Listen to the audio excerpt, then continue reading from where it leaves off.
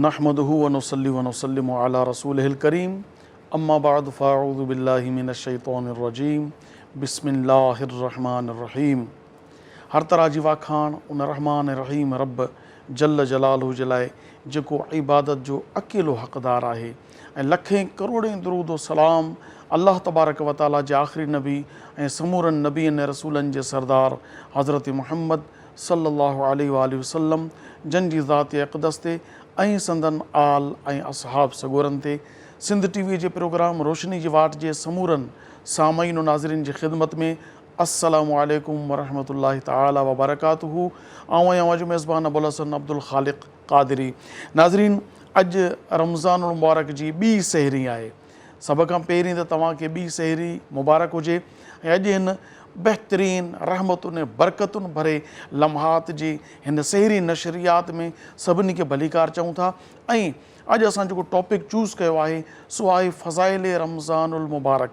त रमज़ान मुबारक केॾी वॾी बरकतुनि ऐं वॾी वॾी फ़ज़ीलतुनि वारो महीनो आहे। इन ई टॉपिक ते गुफ़्तगू करण जे लाइ आलम इस्लाम जे हिकु बहितरीन आलिम दीन खे असां पंहिंजे स्टूडियो में मदऊ कयो आहे, जेके टंडो इलाहियार सां ताल्लुक़ रखनि था। पंहिंजी मसरूफ़ियात मां वक़्तु कढी असांजे प्रोग्राम में तशरीफ़ वठी आया आहिनि मुफ़्ती अतीक़ुर रहमान लाखो साहब। अस्सलामु अलैकुम। वालेकुम सलाम। अवां जी महिरबानी आहे असांजे प्रोग्राम में तशरीफ़ वठी आया। नाज़रीन, असांजी रिवायत रही आहे असां पंहिंजे प्रोग्राम जी शुरूआत अल्लाह तबारक व तआला ऐं उन जे महबूब अलैहिस्सलाम जी वाखाण सां कंदा आहियूं। सो इन ई नात पढ़ण जे लाइ असां वटि हिकु बहितरीन कारी ऐं नात ख़्वान तशरीफ़ वठी आया आहिनि। पहिरियों जो तारुफ़ पेश करियां, उन खां पोइ खाइनि हमद शरीफ़ ॿुधंदासूं। कारी हक़ नवाज़ बेहण साहब, अस्सलामु अलैकुम। वालेकुम सलाम वरहमतुल्लाहि वबरकातुहू। नाज़रीन, अचो त कारी हक़ नवाज़ बेहण साहब खां सभ खां पहिरीं हमद बारी ताला ॿुधण जी सआदत हासिल करियूं, उन खां पोइ सवाल जवाब जी तरफ़ ईंदासूं। कारी हक़ नवाज़ बेहण। सल्लल्लाहु अलैका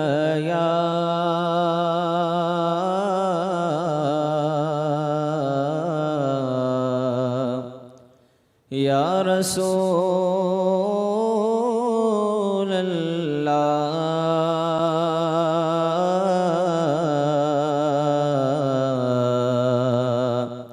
वसल्लम अलैका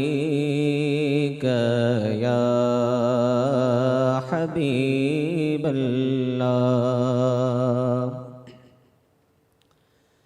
ला इलाहा इल्लल्लाह ला इलाहा इल्लल्लाह। हदन तमासो जुदा थियो बदन बचो बाकी।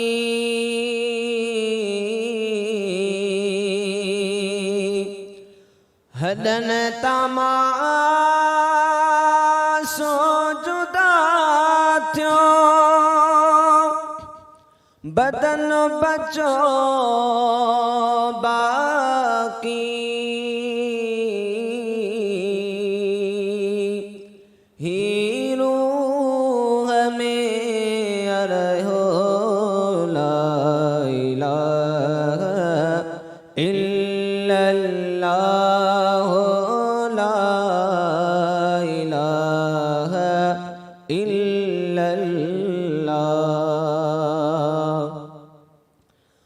अवल अल्लाह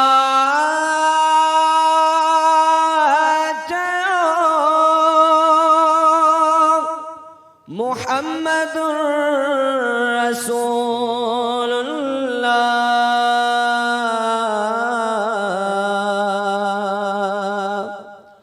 अवल अल्लाह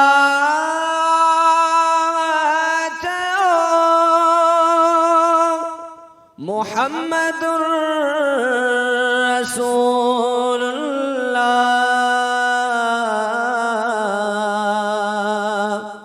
मिठे हबीब चयो मिठे रसूल चयो ला इलाहा इल्लल्लाह ला इलाहा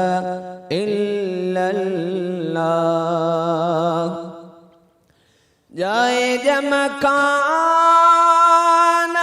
बणो गैर जो गुलाम नबी है। जाए जमकान बणो गैर जो गुलाम नबी हबीब पाजो कयो रसूल पाजो कयो ला इलाहा इल्लल्लाह ला इलाहा इल्लल्लाह। माशाअल्लाह तबारक व तआला कारी हक़ नवाज़ भेण साहब तव्हां तमामु बहितरीन अंदाज़ में अल्लाह तबारक व तआला जी बारगाह में हमद पेश करण जी सादत हासिल कई। अल्लाह तबारक व तआला शरफ़ क़बूलियत अता फ़रमाए ऐं अव्हां जी आवाज़ में अञा वधीक बरकतूं अता फ़रमाए।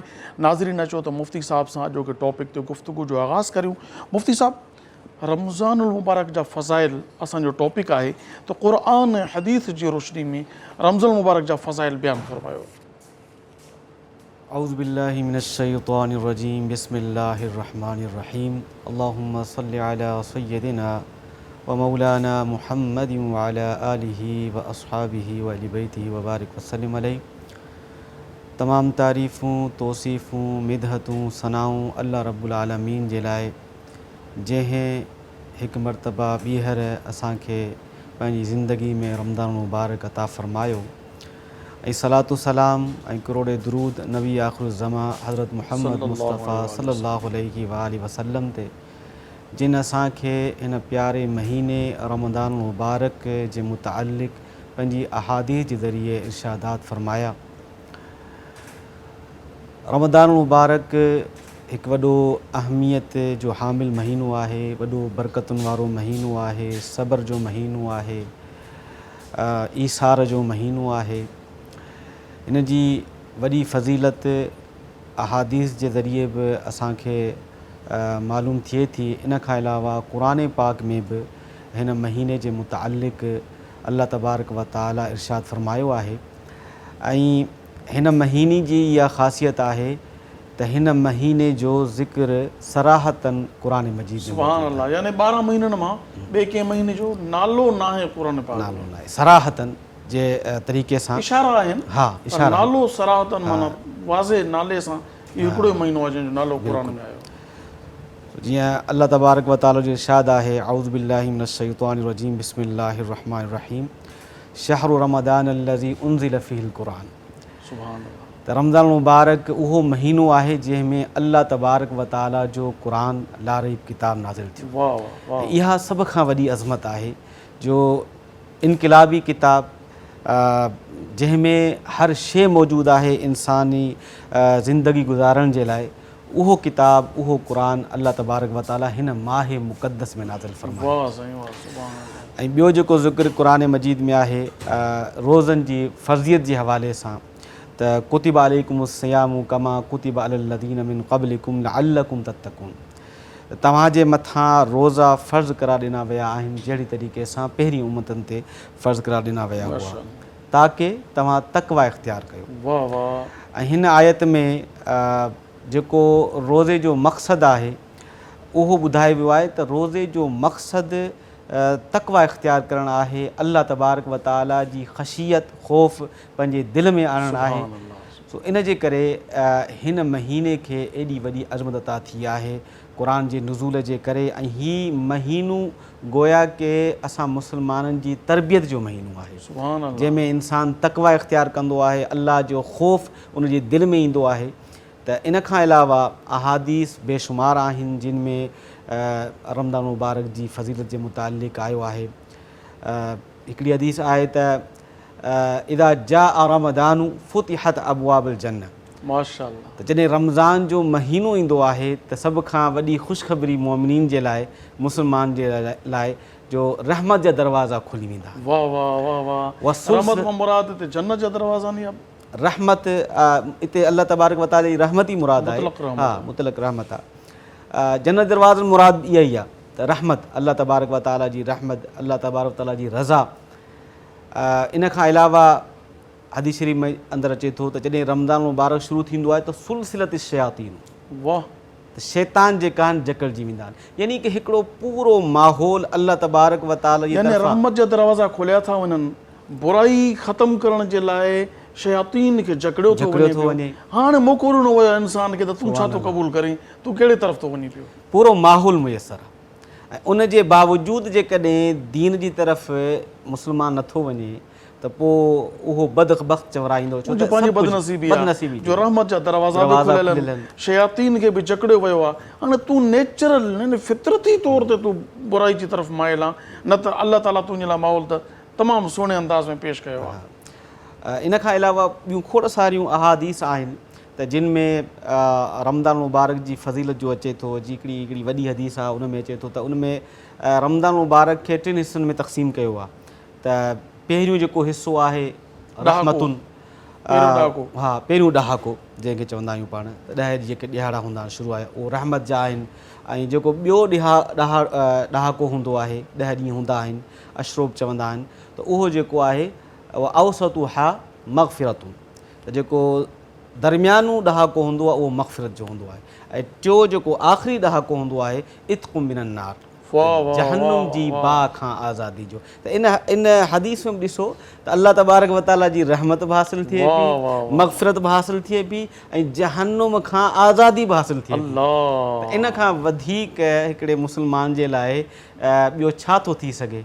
त इन जे करे हिन महीने खे अल्लाह जो महीनो बि कोठियो वेंदो आहे, जीअं शाबान शहरी रमदान शहरुल्लाह सल्लल्लाहु अलैहि वसल्लम, त शाबान शहरी व रमदान शहरुल्लाह, शाबान मुंहिंजो महीनो आहे, रसूलुल्लाह सल्लल्लाहु अलैहि वसल्लम फरमायो। ऐं जेको रमदान आहे उहो अल्लाह तबारक व ताला जो महीनो आहे। त मुहद्दिसीन इकराम इन जी तशरीह कई त शाबान जीअं गुज़रियो उनजी वॾी फज़ीलत आहे त असां मुस्लमाननि जे लाइ सभ खां वॾी अज़मत इहा ई आहे त अल्लाह जे रसूल शाबान खे पंहिंजो महीनो कयो। इन खां वधीक का बि फज़ीलत जी दलील असां मुतालबो नथा करे सघूं। त एॾी वॾी फज़ीलत जो अल्लाह जे रसूल पंहिंजी तरफ़ मंसूब फरमायो। वरी रमज़ान मुबारक अल्लाह ताला जो महीनो, ऐं इन खां वधीक ॿी का अज़मत मां सम्झा थो न थी सघे। मुफ़्ती साहिब 2 हदीसूं अहिड़े क़िस्म जूं आहिनि। हिकु हदीस में फरमायो वियो त रजब अल्लाह जो महीनो, शाबान मुंहिंजो महीनो ऐं रमज़ान मुंहिंजी उम्मत जो महीनो। हींअर तव्हां जेका हदीस पेश कई हिन में त ही अल्लाह जो महीनो आहे। त हाणे हिते अल्लाह जे महीने में मुराद छा आहे, छा मक़सदु आहे? अल्लाह जे महीने में मुराद इहो आहे त हिन में हिकिड़ो मुस्लमान जेके कमु कंदो आहे सभु अल्लाह जी रज़ा जे लाइ कंदो आहे, ऐं हर वक़्तु उनखे अल्लाह यादि हूंदो आहे, ऐं अल्लाह जी बंदगी बजा आणींदो रहंदो आहे। मुहद्दिसीन इकराम फरमायो आहे त ॾिसो न, जेकॾहिं माण्हू सेरी करे थो त उहा बि हिकिड़ी इबादत आहे। उन खां पोइ जॾहिं फजर जी जे इंतज़ार में वेठो हूंदो आहे उहा बि इबादत आहे। उन खां पोइ सॼो ॾींहुं अल्लाह तबारक व ताला जो ख़ौफ़, अल्लाह तबारक थोरो जो कारोबार करे त बि इबादत सां आहे, रोज़ो त इबादत आहे, इहा अल्लाह जी इबादत आहे। उन खां पोइ इफ़्तारी जो इंतज़ारु करण बि इबादत आहे। वरी उन खां पोइ इफ़्तारी खाइण बि इबादत आहे। अल्लाह, वरी तरावी जो इंतज़ारु करण बि इबादत आहे। वरी तरावी अदा करण बि इबादत आहे। वरी तरावी खां पोइ सुम्हणु, इफ़्तारी में उथण जी नियत सां सुम्हणु, इहो सुम्हण बि इबादत आहे। सहरी जी नियत सां, यानी सहरी करण जे लाइ माण्हू उथंदो उन लाइ सुम्हे थो, त इहो बि तारीख़ आहे। ॾींहं जो जेकॾहिं माण्हू रोज़े सां आराम करे थो, आम तौर ते त क़ानून इहो आहे त निंड ऐं कलम रुकिजी वियो, निंड थी वई त कलम रुकिजी वियो, नेकी ऐं गुनाह लिखणु बंदि। मगर रमज़ान जे रोज़े जी निंड बि इबादत। सुभान अल्लाह। नाज़रीन, तव्हां ॿुधी रहिया आहियो त केॾी वॾी बाबरकत असांजे मथां अल्लाह ताला जी महिरबानी आहे जो रमज़ान मुबारक जहिड़ो महीनो असांखे अता फरमायो अथई। वक़्तु थियो आहे कमर्शियल ब्रेक जो, असां इजो था वापसि वरूं। उहा ॾिसंदा रहो, सिंध TV प्रोग्राम आहे रोशनी जी वाट।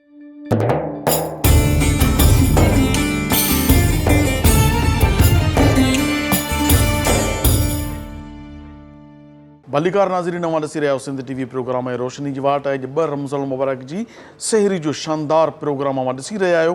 सो अचो त मुफ़्ती साहिब सां अॼोके टॉपिक ते वधीक गुफ़्तगू करियूं। मुफ़्ती साहिब, रमज़ान मुबारक में उहे कहिड़ियूं ख़ुसूसियतूं आहिनि जेके ॿियनि महीननि में न आहिनि? बिल्कुलु, रमज़ान मुबारक खे जेका फज़ीलत हासिलु आहे उहा इनफ़रादी फज़ीलत हासिलु आहे, जीअं मूं पहिरीं बि ज़िक्र कयो। उन मुकमल जेके ख़ुसूसियतूं आहिनि उन्हनि खे त समराइज़ करण जे लाइ वक़्तु खपे, पर कुझु जेके उन्हनि खे असां पॉइंट जे हिसाब सां ॿुधाइणु चाहियूं त उहो इहो थी सघे थो त हिकिड़ी हिन महीने जी ख़ुसूसियत इहा आहे त हिन महीने में जेकॾहिं असीं को नफ़िल अदा कंदा आहियूं त उहो फ़र्ज़ जे बराबरि थी वेंदो आहे। माशाअल्लाह, उनजो सवाबु एॾो आहे जो पढ़े आम तौर ते पूरी ज़िंदगी जा नफ़िल कठा कजनि त बि हिकु फ़र्ज़ जे बराबरि न थींदा, पर रमज़ान मुबारक में जेकॾहिं को नफ़िल पढ़े थो उनजो अजर फ़र्ज़ जे बराबरि थी थो वञे पियो। एॾो माशाअल्लाह, इहा रमज़ान जी ख़ुसूसियत आहे। वाह वाह। इन खां अलावा मन अदा फ़रीदतन, फ़र्ज़, हा, रसूल ने फरमायो त जंहिं हिकिड़ो फ़र्ज़ अदा कयो त उहो ईअं आहे त उन जीअं 70 फ़र्ज़ अदा कया। सुभान अल्लाह। ॿिए कंहिं महीने में या ॿिए कंहिं ॾिहाड़े ते उन 70 फ़र्ज़ अदा कया त उहो रमज़ान में हिकिड़ो जेको फ़र्ज़ु आहे उन्हनि 70 फ़र्ज़नि जे सवाब जे बराबरि आहे। त इहा हिकिड़ी ख़ुसूसियत आहे। इन खां अलावा हीउ क़ुर जो महीनो बि आहे, हिन में इंसानु अक्सर औकात क़ुर पढ़ंदो रहंदो आहे, छो त हिन महीने में क़ुर नाज़िल थियो आहे ऐं तरावियूं ॿुधंदो आहे। इहो हिन माह मुक़दस में मौक़ो मिलंदो आहे। ऐं हिन महीने जी ख़ुसूसियात मंझां इहो बि आहे जो इंसान जे अंदरि ईसार जो जज़्बो पैदा थींदो आहे, एहसास जो जज़्बो पैदा थींदो आहे। इहे सभु जेके आहिनि इहे तरबियत जा हिकिड़ा उसूल आहिनि जेके हिन महीने में इंसान जी जेका आहे तरबियत में, उनजी तबियत में शामिलु थींदा आहिनि। हूअं बि जेकॾहिं तव्हां रमज़ान मुबारक जे ॾिहाड़नि ते ऐं उन में जेके इवेंट्स आहिनि, जेके मख़सूस इस्लामी ॾियारा आहिनि या आरास आहिनि या ग़ज़वात आहिनि, उन्हनि सभिनि ते तव्हां जेकॾहिं नज़र विझंदव त मालूम थींदो त हर उहा शइ जेका हिकिड़े मुस्लमान खे ॼाणणु घुरिजे अल्लाह तबारक व ताला हिन महीने में असांखे अता करे छॾी आहे। हिन महीने जी शुरूआति खां ॾिसो त सैयदना शेख अब्दुल क़ादिर जीलानी रज़ी अल्लाह ताला अन्हो जो ॾिहाड़ो आहे, पहिरियों रमज़ान जेको उन्हनि सां मनसूब हूंदो आहे, त उन में हिकु मुस्लमान खे इहो मौक़ो मिलंदो आहे त अल्लाह वारनि जी तालीमात खे पढ़े, उन्हनि खां सिखे, उन्हनि खां जेको उन्हनि जी ज़िंदगी आहे, उन्हनि जी ज़िंदगी जो निचोड़ छा आहे। उन खां अलावा ग़ज़वातनि, ग़ज़व बदर जेका आहे हिन माह मुक़दस में उनजो जेको आहे यानी मुख़्तलिफ़ ॾिहाड़ा आहिनि जेके रमज़ान मुबारक सां तालुक़ु रखनि था। मुफ़्ती साहिब, सवाल इहा आहे त रोज़ो आम तौर ते असांजी रूटीन जेका आहे, फितरत जेका आहे, नेचर आहे इंसान जी, उहा आहे त निंड करणी आहे, उनजो टाइम आहे, वरी सुबुह जो नाश्तो करिणो आहे, वरी मंझंदि करिणो आहे, राति जी मानी आहे, माना रूटीन आहे।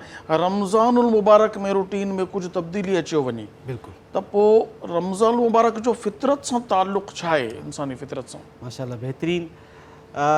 साईं, असां वटि इन खां पहिरियों तमहीदी तौर ते चंद कलिमात चवां त असां वटि इहो हूंदो आहे त जेके इबादतूं आहिनि उनजो ताल्लुक़ु मुआशिरे सां नाहे ॻंढियो वेंदो।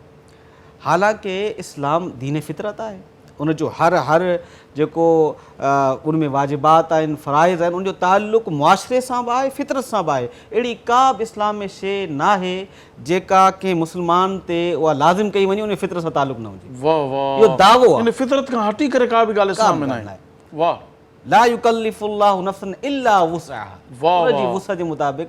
इहो अॼु तर्जुमो छा आहे मुफ़्ती साहिब जो? यानी कि कंहिं बि जान खे मुकल्लफ़ नाहे बनायो वियो मगर उनजी वुसअ, यानी अल्लाह ताला कंहिं बि जान ते उनजे वित खां वधीक बार न विझंदो, बार न विझंदो आहे।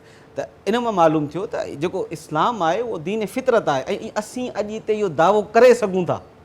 एॾो वॾो असांखे इस्लाम जेको आहे इहे तालीमात ॾिनियूं आहिनि त अॼु हिकिड़ो जेको इस्लाम खे जो तालिब इल्मु आहे उहो बि दावो करे सघे थो त मां इहो चई सघां थो त इस्लाम में को बि अहिड़ो फ़र्ज़ु कोन्हे जेको इंसान जी ताक़त खां वधीक हुजे, को बि अहिड़ो वाजिबु कोन्हे जेको इंसान जी ताक़त खां वधीक हुजे। सभु जेका आहिनि उहे इंसान जी ताक़त में आहिनि, उहे करे सघनि था। इन जे करे रोज़े जे हवाले सां त हिन जो फितरत सां ताल्लुक़ु ॾिसो, इंसान मुख़्तलिफ़ इंसान जे सीने में जज़्बात उभरंदा आहिनि। इंसान कॾहिं जेको आहे उनखे ख़ुशी थींदी आहे, इंसान कॾहिं जेको आहे उनखे अल्लाह तबारक व ताला जो ख़ौफ़ पैदा थींदो आहे, इंसान कॾहिं जेको आहे उनखे ॿाननि जो अहसासु पैदा थींदो आहे। त इहे जेके माण्हुनि जो अहसासु पैदा थींदो आहे, इहे जेके अहसासात आहिनि त इस्लाम जी तालीमात में इहे अहसासात इबादतुनि सां मुतालिक़ थी विया। जेकॾहिं कंहिं इंसान खे कंहिंजी ख़िदमत करण जो जज़्बो पैदा थियो आहे त उहो ज़कात अदा करे या सदक़ात अदा करे, ज़कात त फ़र्ज़ु आहे। अहिड़े तरीक़े सां त इंसान जेको ॿिए जो अहसासु इहो त हिकिड़े मुआशिरे जे लाइ ज़रूरी आहे त हुजणु घुरिजे त हीउ रोज़ो जेको आहे रमज़ान मुबारक जो इहो अहसासु पैदा कंदो आहे त जॾहिं उहो सुबुह खां वठी करे जॾहिं सेरी ख़तमु थींदी आहे उन खां वठी करे ग़ुरूब आफ़्ताब ताईं ऐं उहो बुख में रहंदो आहे त उनखे हिकिड़ो अहसासु पैदा थींदो आहे त बुख कहिड़ी शइ आहे ऐं उहो सिर्फ़ु हिकिड़े के मख़सूस इलाइक़े जे लाइ न के हिकिड़ी मख़सूस कम्यूनिटी जे लाइ न के हिकिड़े मख़सूस मुल्क जे लाइ न बल्कि पूरी दुनिया जे अंदरि जेतिरा बि मुस्लमान रहनि था उहे सभु इहो कंदा आहिनि आकिल बालिग इहो अहसासु पंहिंजे अंदरि आणींदा आहिनि त वाक़ई बुख छा हूंदी आहे जेके ग़ुरबत वारा माण्हू आहिनि जिन जे दहलीज़ ते खाइण पीअण जूं शयूं मुयसरु न आहिनि उहो अहसासु पैदा थींदो आहे गोया के हीउ रोज़ो जिथे अल्लाह जो फ़रीज़ो आहे उते ॿियनि माण्हुनि जे अहसासात खे ज़बरदस्त ताल्लुक़ जोड़ण जे लाइ रमज़ान मुबारक हिकिड़ी वॾी अहमियत रखे थो त इन जे करे असीं त सिर्फ़ु इन खे फ़रीज़ो सम्झूं उहो त अलाह जो फ़र्ज़ु आहे अदा करिणो आहे पर उन सां गॾु हिन जा मुआशिरे जे मथां वॾा इन जा असर पवनि था रमज़ान मुबारक जे रोज़े जा ऐं ॿिए रोज़े जा इन जे करे नबी करीम सल्लल्लाहु अलैहि वसल्लम बि कसरत सां रोज़ा रखंदा ऐं रोज़ो वॾी हिकिड़ी बहितरीनु इबादत बि आहे ऐं नफ़ली रोज़ा बि आहिनि जेके रखिया वेंदा आहिनि हर महीने में उन खां अलावा ॿिया जेके एतिरे क़दुरु तव्हांखे त ख़बर हूंदी त जेके मुख़्तलिफ़ चटियूं हूंदियूं आहिनि जीअं को ग़लती थी वञे त उन में बि जेको आहे रोज़े खे रखियो वियो आहे त रोज़ा रखे सघे थो जीअं कफ़ारे सोम आहे त उहो बि इन जे करे ताकी उनखे अहसासु पैदा थिए इहो हिकिड़ो अल्लाह तबारक व ताला जी तरफ़ां उन शख़्स जी तरबियत जे लाइ बि आहे त कफ़ारो जेको आहे रोज़नि जे ज़रिए बि उहो अदा करे सघे थो ऐं उहो ऑप्शन ॾिनो इन करे वियो आहे ताकी उन जा रोज़े जा हिकिड़ा असरात मुरतब थियनि था इंसान जे मथां उनजे ज़हन जे मथां मुआशिरे जे मथां त अलगर्ज़ खोड़ सारा अहिड़ा शोबा आहिनि जिन जा इबादत हीअ सिर्फ़ु रोज़े जी ॻाल्हि पियो कयां हर इबादत जा असरात मुरतब थियनि था हिकिड़ी हदीस मूंखे यादि अची वई ऐं चाहियां थो त नाज़रीन ताईं ॿुधायां त उन मां मालूम थिए थो त इबादत जो ऐं ख़ल्क़े ख़ुदा जी ख़िदमत जो केॾो ताल्लुक़ु आहे हदीस शरीफ़ जे अंदरि अचे थो रसूलुल्लाह सल्लल्लाहु अलैहि वसल्लम इरशाद फरमायो अल ईमानु बिदउन व सबउन शोबतन ईमान जा 70 ऐं कुझु शोबा आहिनि अफ़दलुहा कलिमतु ला इलाहा इल्लल्लाह त ईमान जो सभ खां अफ़दल शोबो इहो आहे त अल्लाह जी वहदानियत जो इक़रार करणु वाह वाह व अदनाहा इमाततुल अदा अन तरीक़ ऐं ईमान जो जेको अदना शोबो आहे उहो इहो आहे जो कंहिं रस्ते तां तकलीफ़दार शइ खे हटाए वाह साईं वाह सुभान अल्लाह मुहद्दिसीन इकराम फरमाइनि था इहा हदीस हिकु मुस्लमान जी ज़िंदगी गुज़ारण जो पूरो निसाब आहे वाह पूरो निसाब आहे त जंहिंमें इबादत बि आहे यानी कि अल्लाह तबारक व ताला जी वहदानियत उहो अक़ीदो उहो रखणु ज़रूरी आहे पर उन सां गॾु जेको आहे मख़लूक़ ख़ुदा जी ख़िदमत बि ज़रूरी आहे सुभान अल्लाह ऐं तव्हां जेकॾहिं अहादीस जो मुतालो कंदा तव्हांखे इहा शइ नज़र ईंदी साईं अल्लामा साहिबु त जेका शइ इस्लाम में अहमियत रखे थी त उनखे रसूलुल्लाह सल्लल्लाहु अलैहि वसल्लम ईमान सां जोड़े छॾींदा सुभान अल्लाह ताकी उहो मुस्लमान खे उहा अहमियत उजागर थिए त हीउ जेको अमल आहे हीउ वॾो अहम आहे अल हया मिनल ईमान रसूलुल्लाह सल्लल्लाहु अलैहि वसल्लम फरमायो हया ईमान मंझां आहे त इन जो मतिलबु छा आहे त हया खे को घटि न वठो ऐं अहिड़े तरीक़े सां खोड़ सारा ॿिया अहिड़ा अमाल आहिनि जिन खे रसूलुल्लाह सल्लल्लाहु अलैहि वसल्लम ईमान सां गॾु मुतालिक़ कयो आहे ताकी जेके मोमिनीन आहिनि जेके मुस्लमान आहिनि उहे उन शइ जी अहमियत खे ॾिसनि अहिड़े तरीक़े सां जीअं अल मुस्लिमु मन सलिम अल मुस्लिमून मिन लिसानी व यदी असां वटि जेको आहे बदकिस्मती सां असां पंहिंजे ज़हन में हिकिड़ा नक्शो ठाहींदा आहियूं त मोमिन वॾो इहो आहे ही शयूं हुजनि वॾो मोमिन क़ाबिल माण्हू आहे हीउ वॾो मोमिन माण्हू आहे हीउ वॾो ख़शियत ऐं ख़ौफ़ रखण वारो माण्हू आहे त लेकिन रसूलुल्लाह सल्लल्लाहु अलैहि वसल्लम फरमायो अल मुस्लिमु मन सलिम अल मुस्लिमून मिन लिसानी व यदी तव्हां मंझि मां बहितरीनु मुस्लमान उहो आहे जंहिंजी ज़बान खां जंहिंजे हथनि खां ॿियो मुस्लमान महफ़ूज़ आहे त इनखे इस्लाम सां जोड़ियो वियो ताकि हिकु मुस्लमान खे इहा अहमियत उजागर थिए त मख़लूक़ ख़ुदा सां बर्ताव, मख़लूक़ ख़ुदा सां ताल्लुक़ ऐं मख़लूक़ ख़ुदा जी ख़िदमत जी केॾी अहमियत आहे। ऐं रोज़े जे अंदरि बि इहे असरार ऐं रुमूज़ इन में अंदरि अचनि था। हज़रत अल्लामा ग़ुलाम रसूल सईदी रहमतुल्लाह अलैह शेखुल हदीस साईं हाणे वफ़ात करे विया, शारे बुखारी बल्कि मुहद्दिस आज़म जेको आहे पाकिस्तान जो लक़ब ॾिनल आहे। साईं खां असांखे बि इहो शरफ़ हासिलु थियो त हदीस जा किताब असां पढ़ियासीं। माशाअल्लाह। साईं जेको मकालत सईदी किताब लिखियो आहे उन में रोज़े के असरार और रुमूज़ उन जे हिसाब सां उन्हनि हिकिड़ो मौज़ू लिखियो आहे, तमामु बहितरीनु। उन में इहे सभु शयूं उन्हनि जेको आहे इहे ॻणायूं आहिनि त उहो पढ़णु वटि आहे, जंहिंमां असांखे ख़बर पवे थी त जिते ही रोज़ो ज़कात हज फ़रीज़ा आहिनि उन्हनि सां गॾु हिननि जो ताल्लुक़ जेको मुआशिरे सां कहिड़ो आहे ऐं इबादात जेके आहिनि उन्हनि में ख़ल्क़ ख़ुदा जी जेको आहे उन्हनि सां बर्ताव कहिड़ो आहे, उन्हनि सां ताल्लुक़ कहिड़ो आहे, इहे सभु शयूं में मिलनि थियूं। माशाअल्लाह। मुफ़्ती साहब, हिकु हदीस शरीफ़ जी वज़ाहत खपंदी आहे जंहिंमें अल्लाह तबारक व तआला फ़रमातो अस्सौमु ली व अना अजज़ी बि, किथे अना उजज़ा बि। जी छा मतिलबु छा आहे इन जो आवाम असांजे साम्हूं नाज़रीन खे वज़ाहत फ़रमाए त अल्लाह ताला ईअं छो फ़रमायो जॾहिं त इबादतूं त ॿियूं बि आहिनि पर कंहिं बि इबादत जे लाइ इहो फ़रमान जारी न थियो आहे? इहा हदीस जेकॾहिं असां आम तौर ते सम्झण जी कोशिशि कयूं त इहा हिकु रोज़े जी इबादत जी इनफ़रादी फ़ज़ीलत ऐं अहमियत आहे। यानी की ॿियूं इबादतूं खोड़ सारियूं आहिनि ऐं उन्हनि इबादतुनि खे अल्लाह तबारक व ताला ईअं सराहतन कोन फ़रमाए त मुंहिंजे लाइ आहे ऐं उनजी जज़ा मां ॾींदुसि। हालांकि नमाज़ बि अल्लाह जे लाइ आहे, ठीकु आहे, ज़कात बि अल्लाह जे लाइ, उहा इबादत ई न आहे जेका अल्लाह जे लाइ न आहे। उहा त उन में त रिया अची वेंदो, जेकॾहिं माण्हुनि जे लाइ का शइ कई वञे त उहो बंधन जे लाइ त अल्लाह ताला उनजो क़यामत वारे ॾींहुं अहादीस मशहूरु मौजूदु आहिनि त क़यामत वारे ॾींहुं हाजी, क़यामत वारे ॾींहुं माना सखी ऐं कारी ऐं जेको आहे सो शहीद खे अल्लाह जी बारगाह में पेश कयो वेंदो, पर अल्लाह ताला फ़रमायो तव्हां मुंहिंजे लाइ न कयो, बिल्कुलु इहा हदीस तव्हां माण्हुनि खे ॾेखारण जे लाइ कयो, तंहिंजे करे हाणे अजर बि उन्हनि खां ई वठो, बदिलो उन्हनि खां वठो। यानी शहीद थियणो आहे बि अल्लाह जी ख़ातिर, सही ॻाल्हि, बिल्कुलु। माल अल्लाह जी राह में ख़ैरात करणो बि अल्लाह जी ख़ातिर, जेकॾहिं इल्मु हासिलु करिणो आहे, कारी थियणो आहे, आलिम थियणो आहे बि अल्लाह जी ख़ातिर।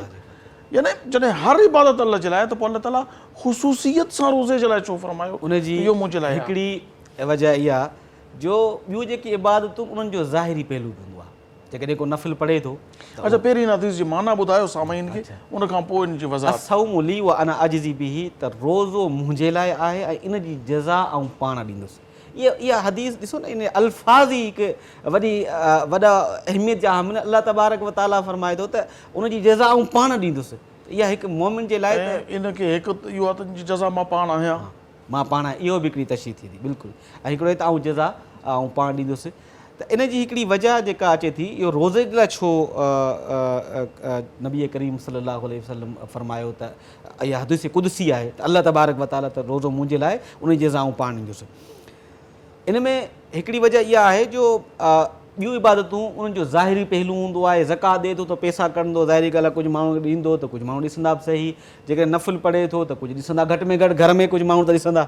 ऐं जेकॾहिं ॿियो को हज करे थो त सभई माण्हू ॾिसंदा, उन जा जेके अरकान अदा कंदो, हमसफ़र हूंदा ॾिसंदा जेके त ख़बर पवंदी। पर रोज़ो हिकु अहिड़ी इबादत आहे जंहिंजी अल्लाह तबारक व ताला खे ख़बर हूंदी आहे, ॿिए बाने खे ख़बर हूंदी आहे। हा, बज़ाहिर तौरु खणी माण्हू चवे मां रोज़े सां आहियां, पर न हुजे, कुझु खाईंदो पीअंदो हुजे त बंदो नथो सम्झी सघे त हिनखे रोज़ो आहे या न आहे। इहा उहा इबादत आहे जेको डायरेक्ट रब सां तालुक़ु रखे थी। केरु मुंहिंजे नाले नथो चई सघे त आउं रोज़े सां आहियां न आहियां, छो त मुंहिंजो रोज़ो इबादत अहिड़ी आहे जो डायरेक्ट ताल्लुक़ु अल्लाह तबारक व ताला सां। इन जे करे जेको आहे त हिनखे इहो चयो त आउं जज़ा पाण ॾींदुसि। इन हदीस जो जेको उलमा इकराम जेका तशरीह कई आहे उहा इन हिसाब सां कई आहे त हीउ जेको ॿियनि इबादतनि खां रोज़ो मुनफ़रिद आहे, इन जो सिर्फ़ु ताल्लुक़ु बाने में ऐं अल्लाह तबारक व ताला जे दरमियान हूंदो आहे। इन जे जेको पोयों हिसो आहे त इन जी जज़ा हिकु उन में इहो आहे त मां पाण आहियां, अल्लाह ताला फ़रमाए थो। लेकिन इजाज़त हुजे त इहो मां अर्ज़ु करियां त इन ज़िमन में हिकिड़ो वाक़ियो मूंखे ज़हन में अचे वियो त बादशाह महमूद रहमतुल्लाह अलैह, उनजो वज़ीर हुयो अयाज़। हिकिड़े भेरे महमूद पंहिंजी काबीना सां गॾु अचनि पिया त मूड थी वियो हुनजो त मां कुझु न कुझु तक़सीम कयां पंहिंजी कैबिनेट में। उन हिकिड़ी ॻोथरी कढी जंहिंमें जवाहिरात हुआ, मोतियूं हुयूं, लाल हुआ, जेको कुझु बि उन उछलाई चई त जेको वणे उहो खणे, यानी मोती को आम शइ न आहे। अॼु जे दौर में त लखे रुपयनि जा मोती आहिनि, लाल जवाहिर जेके हूंदा आहिनि मुख़्तलिफ़। त पोइ सभिनी चयो हाणे बादशाह जे तरफ़ां इनाम आहे, त जंहिंखे जेको वणेसि, कंहिंखे छा वणे पियो खणे खण खण खण खण। त पाण जॾहिं महमूद अॻिते वियो त अयाज़ बि पुठियां पुठियां वञे पियो। त हिन जो ॾिठो अयाज़ खे, त मुंहिंजे पुठियां आयो, पुछियईं अयाज़ तूं जवाहिरात मां कुझु खयो? पोइ छा खयो? त अयाज़ खणी महमूद जे कुल्हे ते हथु रखियो त मूं ही खयो। छा मतिलबु? चई मूंखे जवाहिरात न खपनि, मूंखे जवाहिरनि वारो खपे। यानी इनखे ईअं सम्झो त जेकी बि इबादत कंदो तव्हांखे अजर मिलंदो, नेकी मिलंदी जेकॾहिं हुन में ख़ुलूस हुजे त।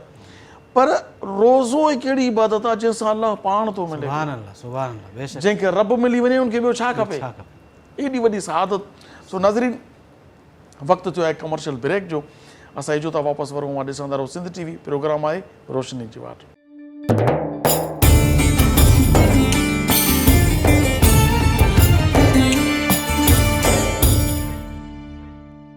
भलीकार नाज़रीन, मां ॾिसी रहिया आहियो सिंध टीवी। प्रोग्राम आहे रोशनी जी वाट ऐं रमज़ान मुबारक जी ॿी सहरी जो दौरानियो आहे। इन दौरान असांजा सवालात ऐं रमज़ान मुबारक जा फ़ज़ाइल बयानु थी रहिया आहिनि। अचो त मुफ़्ती साहिब सां इन मौज़ू ते वधीक गुफ़्तगू करियूं। मुफ़्ती साहिब, रमज़ान मुबारक में रोज़ेदार खे अल्लाह तबारक व तआला कहिड़ा इनामात अता फ़रमाईंदो? माशाअल्लाह, हूअं त अहादीस जे अंदरि चए थो त मन साम रमदान ईमानन व इहतिसाबन गुफ़िर लहू मा तक़द्दम मिन ज़ंबि। माशाअल्लाह। जंहिं रमज़ान मुबारक जा रोज़ा ईमान सां ऐं एहतिसाब सां रखिया त अल्लाह तबारक व तआला उन जा पोयां गुनाह माफ़ फरमाए, समूरा गुनाह। सुभान अल्लाह। इन खां वधीक फज़ीलत ॿी कहिड़ी थी सघे थी। वाह वाह। पर इन खां अलावा रोज़े जे लाइ ख़ासि रसूलुल्लाह सल्लल्लाहु अलैहि वसल्लम जूं अहादीस आहिनि। हिकिड़ी हदीस शरीफ़ में चए थो त इन लिल जन्नती, त जन्नत जे लाइ जा 8 दरवाज़ा आहिनि ऐं उन मां हिकिड़ो ख़ासि दरवाज़ो आहे युसम्मा रैयान, त उन जो नालो रखियो वियो आहे रैयान। बाबुर रैयान ला यदखुलुहु इल्ला साइम। वाह वाह वाह वाह वाह, सुभान अल्लाह। उन दरवाज़े खां सिर्फ़ु और सिर्फ़ु रोज़ेदार दाख़िल थींदा। यानी इन जन्नत में इन दरवाज़े खां रोज़ेदार खां बग़ैर कोई बि दाख़िल न थी सघंदो, को दाख़िल न थींदो। इहा ख़ुसूसियत आहे, इहा फज़ीलत आहे रोज़े जी। जो रोज़ो रखे थो त उनखे इहो इनाम ॾिनो वेंदो। ऐं हिकिड़ी ॿी हदीस शरीफ़ जे अंदरि अचे थो त लिस्वाइमी फ़रहतानी, त रोज़ेदार जे लाइ 2 ख़ुशियूं आहिनि। वाह वाह। हिकिड़ी हीन युफ़्तिरु, जॾहिं रोज़ेदार रोज़ो इफ़्तार कंदो आहे त जेका ख़ुशी महसूसु थींदी आहे। सुभान अल्लाह। ऐं अॼु ताईं असीं बि रोज़ो रखंदा आहियूं, शायदि तव्हां सां इहो माजरो थींदो हुजे त असीं बि रोज़ो रखंदा आहियूं ऐं जॾहिं खजूर खाईंदा आहियूं ऐं रोज़ो खोलण जे लाइ जेको ढुक शरबत जो या पाणी जो पीअंदा आहियूं त वाक़ई हिकिड़ी ख़ुशी महसूसु थींदी आहे। ऐं उन ख़ुशी जो को बि मुल्ह कोन हूंदो आहे। जॾहिं फैमिली सां गॾु वेठा हूंदा आहियूं त मां बिल्कुलु महसूसु कंदो आहियां त हर फ़र्द जे चपनि ते मुर्कूं हूंदियूं आहिनि। माशाअल्लाह। ऐं उहो हिकिड़ो अहिड़ो ख़ूबसूरत माहौल हूंदो आहे। इहा वाक़ई इहो हदीस जी हक़ानियत ऐं हदीस जो वाक़ई इहो सबूत आहे जो वाक़ई असांखे जेको आहे इहा ख़ुशी महसूसु थींदी आहे। त हिकिड़ी 2 फ़रात हूंदियूं आहिनि रोज़ेदार खे। हिकिड़ी त इफ़्तार जे वक़्तु वहीन, ऐं ॿी जेका ख़ुशी थींदी आहे उहा जॾहिं अल्लाह तबारक व तआला सां बानहू मुलाक़ी थींदो। वाह सही, वाह। रोज़ेदार खे रब ताला सां मुलाक़ात नसीब थींदी थींदी। ऐं जॾहिं उहा ख़ुशी थींदी आहे त उहा उन ख़ुशी खे त इंसानु नथो अल्फाज़ जे अंदरि बयानु करे सघे। त इहे ख़ुसूसियतूं आहिनि जेके रोज़ेदार खे हासिलु आहिनि, जेको अहादीस जे ज़रिए असांखे मालूम थियनि थियूं। त अहिड़ा इनामात ऐं इकरामात रोज़ेदार खे। हूअं रमज़ान जे महीने में जीअं ई रमज़ान जो महीनो शुरू थींदो आहे त इहे रहमतूं बरकतूं इहे सभु हासिलु थियणु शुरू थी वेंदियूं आहिनि। हिकिड़ी हदीस शरीफ़ जे अंदरि चए थो त जॾहिं रमज़ान जो महीनो शुरू थींदो आहे त अल्लाह तबारक व तआला नज़र रहमत फरमाईंदो आहे ऐं जिन ते नज़र रहमत फरमाईंदो आहे अल्लाह तबारक व तआला उनखे पोइ अज़ाब कोन ॾींदो। सुभान अल्लाह। ऐं इहे इनामतनि ख़ासि। ऐं हिकिड़ो इनाम इहो आहे त जेका शाम जे वक़्त में रोज़ेदार जे वात में जेका ख़ुशबू पैदा थी वेंदी आहे, जेका बू पैदा थी वेंदी आहे, त उहा अल्लाह वटि मुश्क खां वधीक प्यारी हूंदी आहे। सुभान अल्लाह। ऐं अहिड़े तरीक़े सां अल्लाह तबारक व तआला जन्नत खे हुकुम फरमाईंदो आहे त मुंहिंजे ॿाननि जे लाइ सींगारजी वञ। तयारु थी वञे। इहो उहे रमज़ान जे करे ऐं रोज़नि जे करे अलाह तबारक व ताला इहे अज़मतूं अता फ़रमाईंदो आहे। ऐं उन खां पोइ जॾहिं आख़िरी राति ईंदी आहे, रसूलुल्लाह सल्लल्लाहु अलैहि वसल्लम फरमायो त पोइ अलाह तबारक व ताला समूरनि खे बख़्शिश ॾींदो आहे, सभिनि खे बख़्शिश ॾींदो आहे। ऐं पोइ हिकिड़े शख़्स इहो सुवालु कयो त या रसूल सल्लल्लाहु अलैहि वसल्लम छा इहा लैलतुल क़द्र आहे? रसूलुल्लाह सल्लल्लाहु अलैहि वसल्लम फरमाया न। रसूलुल्लाह सल्लल्लाहु अलैहि वसल्लम फरमाया इहा लैलतुल क़द्र न आहे। छा जेको माण्हू कमु करे छा उनखे उहा मज़दूरी न ॾिनी वञे? त अहिड़े तरीक़े सां हीअ सॼी जेका फ़ज़ीलत आहे ऐं इहे ख़ुशूसियतूं आहिनि जेके अहादीस जे अंदरि असांखे पढ़ूं था ऐं ॿुधूं था, इहे अलाह तबारक व ताला हिन महीने जे सदक़े में, रमज़ान मुबारक जे सदक़े में ऐं रमज़ान मुबारक जे रोज़ जे सदक़े में अलाह तबारक व ताला इहे अज़मतूं ॿारनि खे अता फ़रमाईंदो आहे। ऐं इहे अज़मतूं जेकियूं आहिनि ॿिए किथे असांखे नज़र नथियूं अचनि। इहो ख़ासियूं आहिनि रोज़नि जूं ऐं रमज़ान मुबारक। मुफ़्ती साहिबु, सुबुह खां वठी प्रे पुटी खां अॻु खां वठी खाइणु पीअणु बंदि कयो वियो। सॼो ॾींहुं गर्मी मौसम मतिलबु मार्च जे महीने में हली रहियो आहे सिलसिलो, त हाणे मार्च जे महीने में बि त अक्सर मौसम गरम रहे थो। सॼे ॾींहं जी गर्मी, बुख, उञ ऐं आॾो, मेवा बि रखिया आहिनि, शरबत बि रखिया आहिनि, खाधो बि रखियो आहे, किथे चांवर, किथे मानी, किथे मच्छी, किथे फ्रूट, किथे सभु कुझु आॾो पियो आहे। चौधारी वेठा बि सॼा गरबाती आहिनि। कंहिंखे ज़रूरत नथी थिए हिकिड़ो ज़रो लिकी करे खाई छॾे कटण जे दौरान।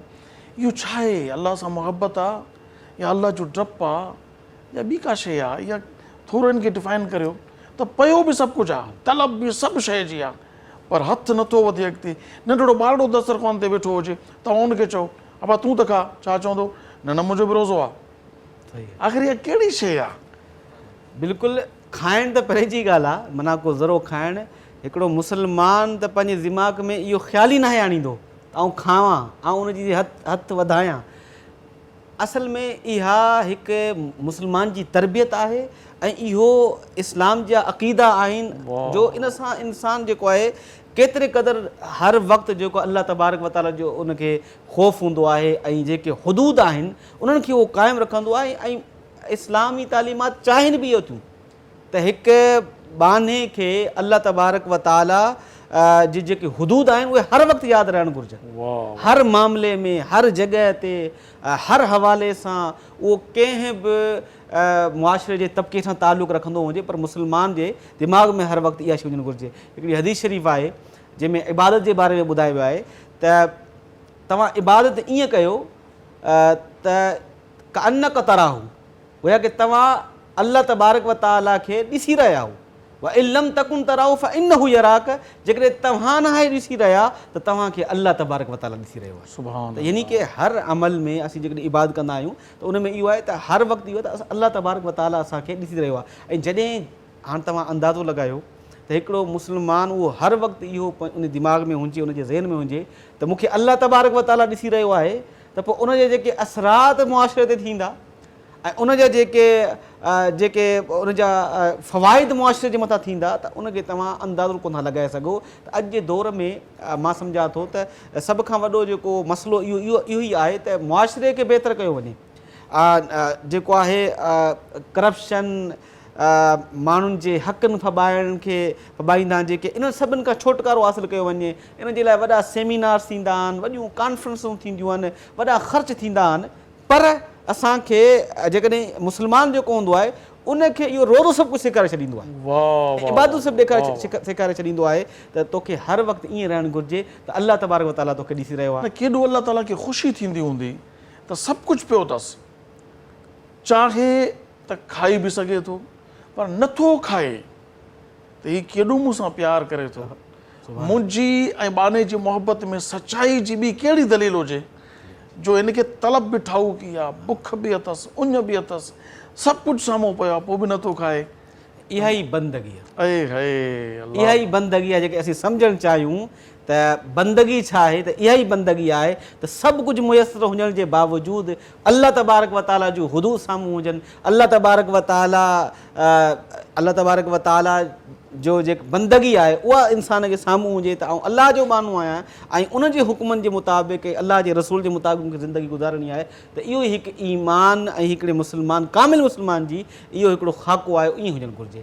इहो असांखे सेखारे थो। मुफ़्ती साहब, कुझु माण्हुनि जो ख़्यालु आहे त असां रमज़ान मुबारक में रोज़ा रखंदासीं त कमज़ोर थींदासूं, सिहत किरी पवंदी, जॾहिं त हदीस शरीफ़ में क़ाला रसूलुल्लाह अज़्ज़ व जल्ल सल्लल्लाहु अलैहि वसल्लम सूमू तसिहू औ कमा क़ाला अलैहिस्सलातु वस्सलाम, त रोज़ो रखो सिहतयाब थी वेंदो। ऐं असां आम तौर ते माण्हुनि खां इहो ॿुधंदा आहियूं रोज़ा रखंदासूं कमज़ोर थींदासूं, बसि जुमे जा रोज़ा रखूं था, न काफ़ी आहे।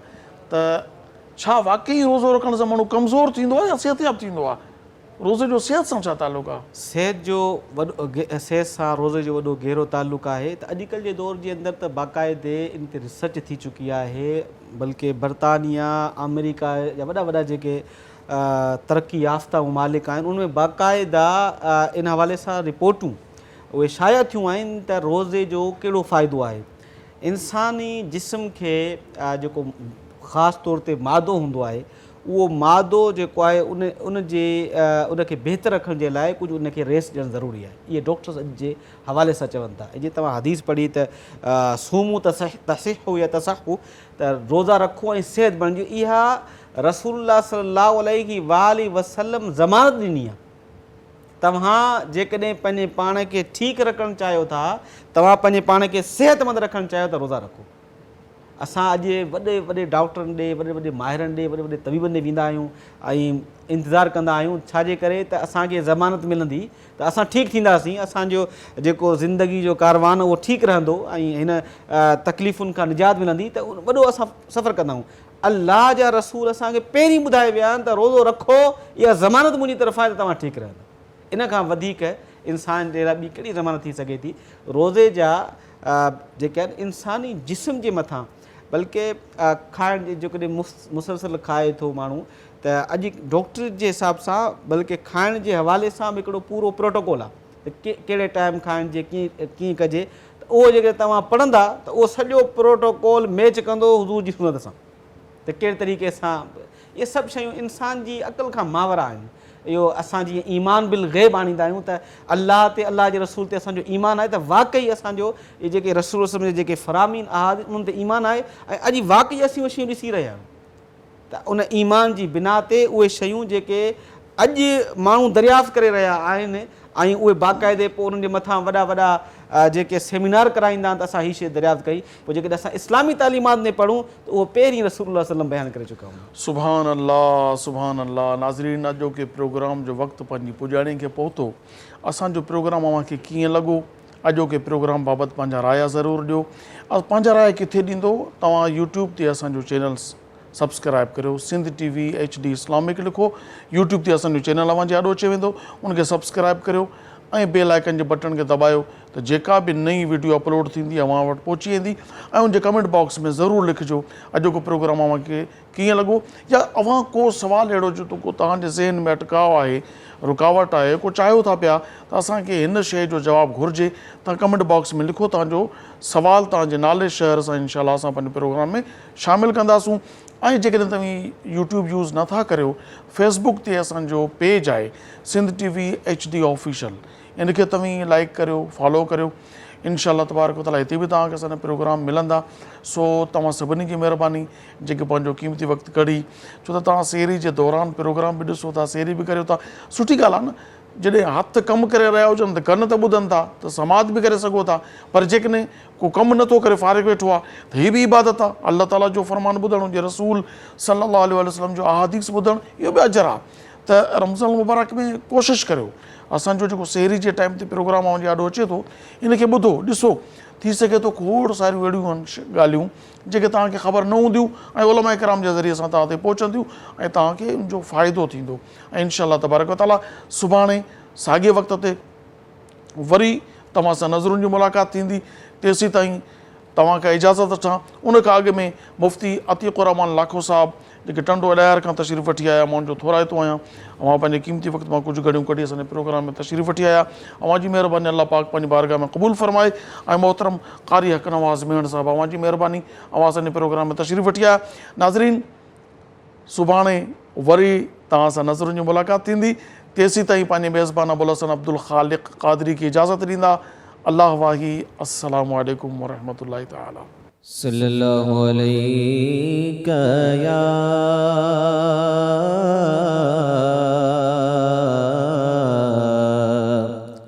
या रसूल अल्लाह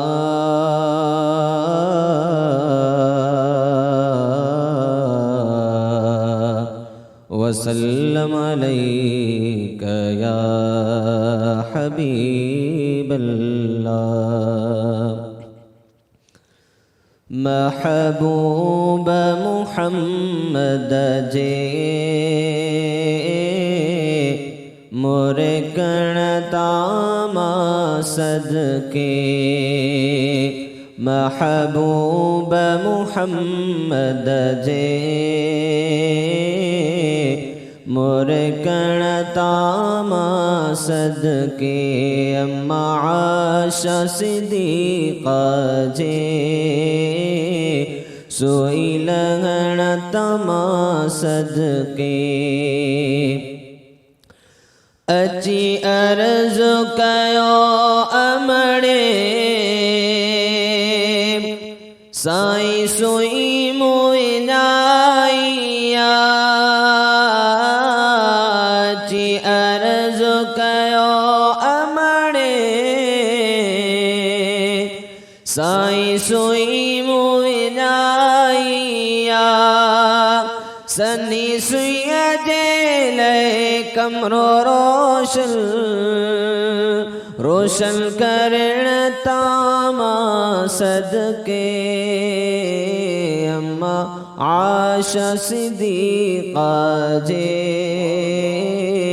सोई लहण तमा सदके, महबूब मुहम्मद जे मोरे कण तामा सदके। मुझे मिठड़े मोहम्मद जा जिब्राईल भी पैर चुम्या, मुझे मिठड़े मोहम्मद जा जिब्राईल भी पैर चुम्या, चाॾियो बख्शल चए जिब्राईल जे पेरल चुमण तामा सदके, महबूब मुहम्मद जे मोरे कण तामा सदके, अम्मा आशा सिद्दीक़ा जे सोई लहण तमा सदके। सब्सक्राइब करियो असांजो official YouTube channel Sindh TV HD Islamic ऐं वधीक अपडेट लाइ बेल आइकन ते क्लिक करियो।